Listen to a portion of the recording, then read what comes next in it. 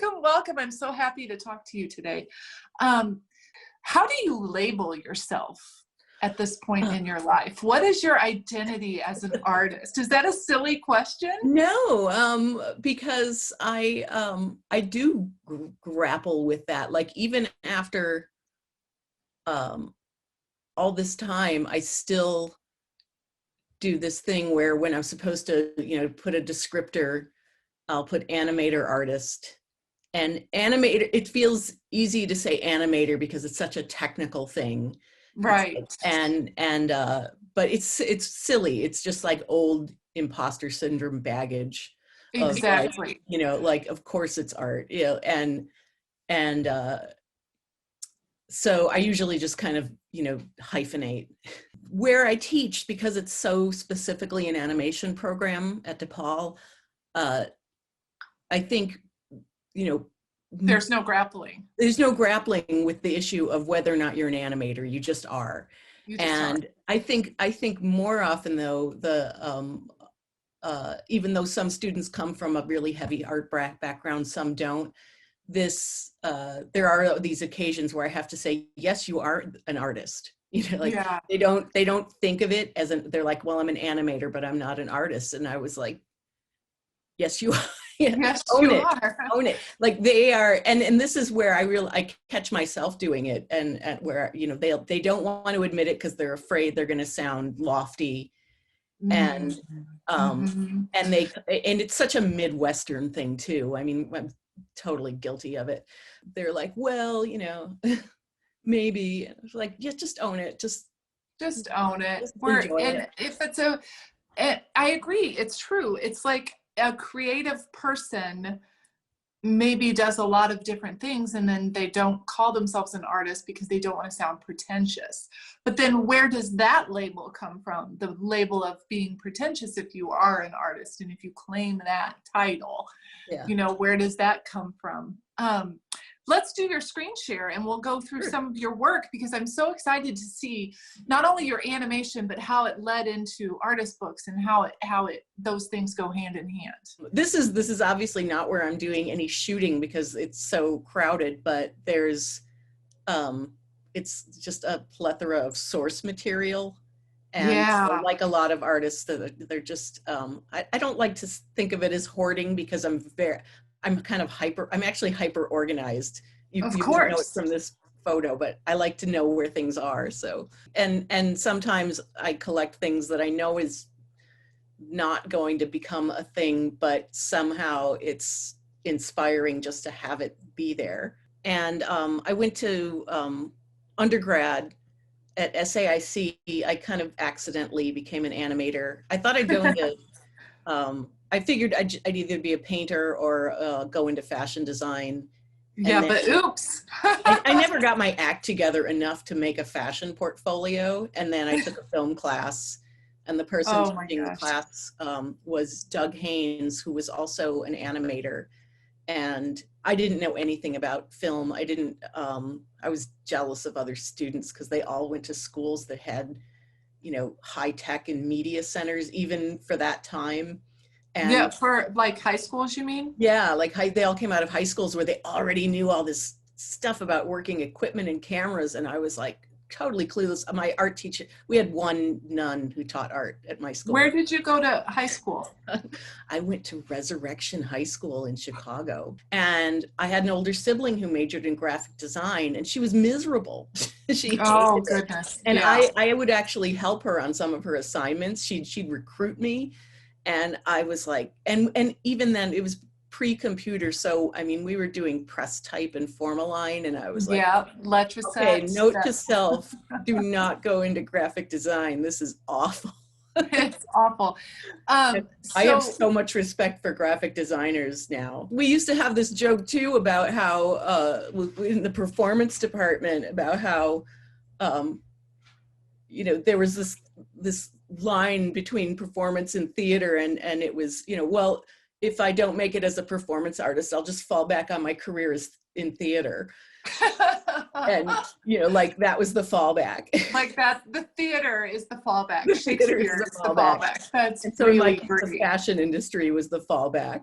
We would do things like we sit around in this film class or in the animation class. We had one animation class. There was no department. Yeah. And show each other sketchbooks and comics and things that we had made in our sketchbooks. And I had friends that introduced me to a lot of really like independent comics artists and like Dan Close and things. And, and he would say, this is art. This is legitimate art. Like he saw something in it that was, worked. Yeah. Yeah. So was this the film, The Guilt Trip? No, this came well after that. And I had graduated. I was trying to figure out how to survive and freelance and how to figure out what my next film was. And I spent a really, really long time poking away at this one, mostly, because, in your 20s, your 20s are awful. You're trying to survive and figure out who you are as an artist and trying a bunch of different things. So I was never working on anything full time, but this came about when we watched a lot of old movies on TV. And so I became fascinated with road trip films. I had read On the Road because it just felt like, oh, this is one of those things you have to read. So I was in a hobby store that no longer exists. Yeah. But it's when I found these paper dolls of the Pope. These were made by Tom Tierney, who is probably the most famous artist of paper dolls.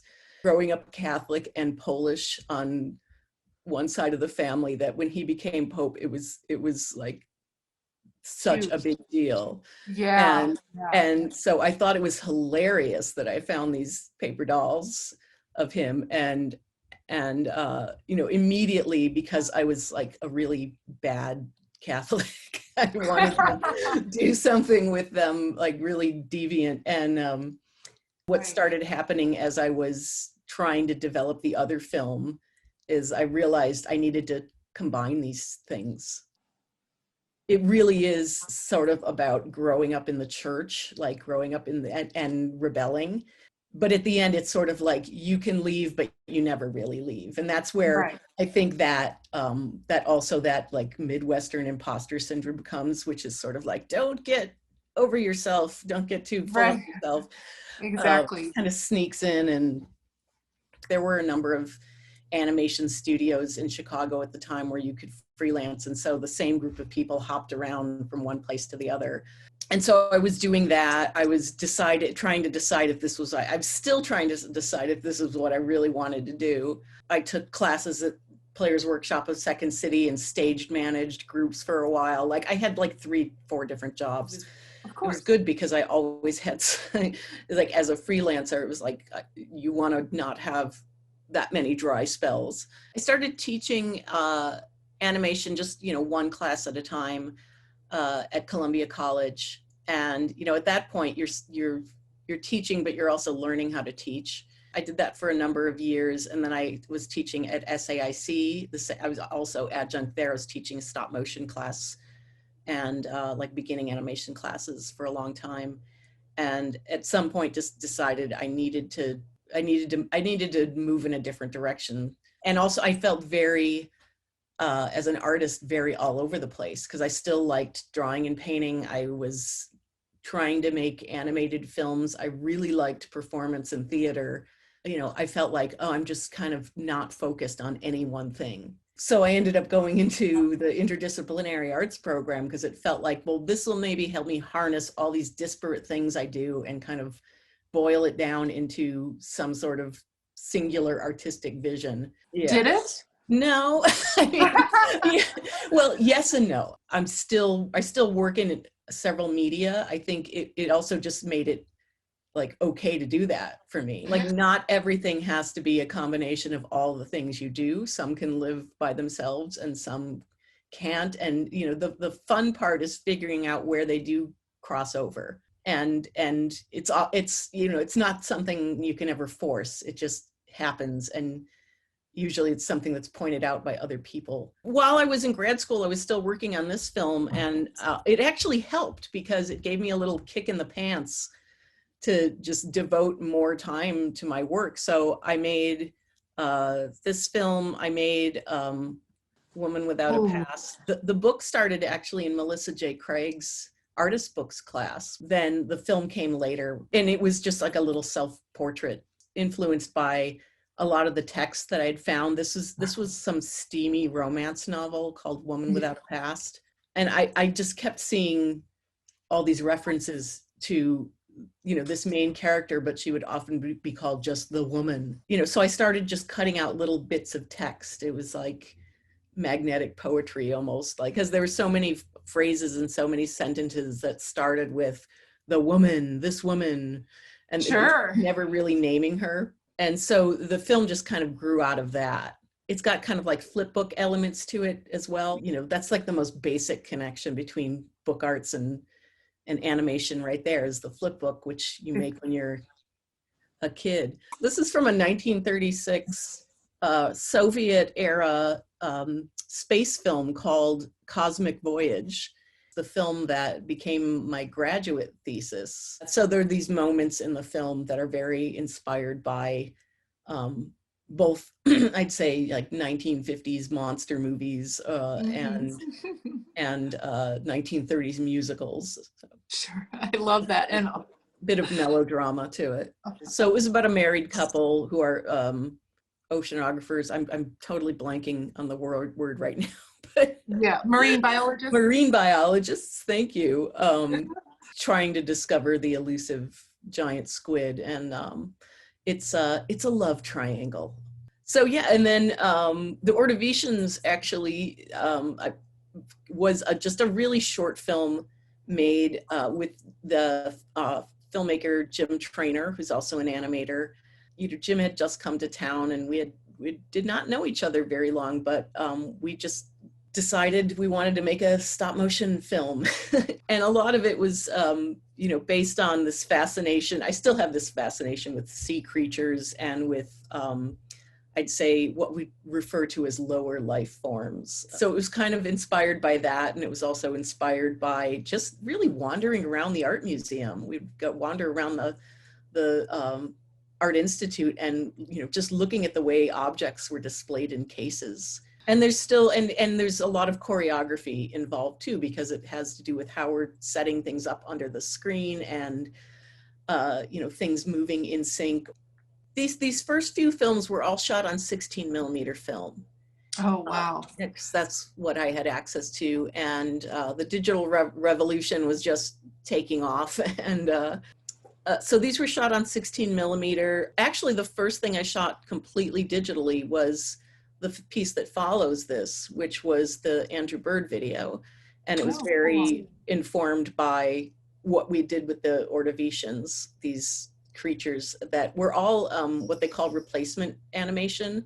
So we would, rather than animate, like actually bend the clay under the camera, we made a bunch of objects ahead of time, and we just switched them out. And then we discovered, oh, we don't always have to switch them out. Sometimes we can have all of them on the set at the same time. Oh my gosh. There's your spectacle again. And there's our spectacle. So yeah, so doing the sound for that was fun too, because it was like a mixture of just noises we made with our mouth and bird and frog sound effects and other little things. I think in this case, the animation definitely inspired the sound, because, I mean, we just shot everything first. Sure. And then spent probably longer on the sound than we did on the actual animation. This led to the Andrew Bird video.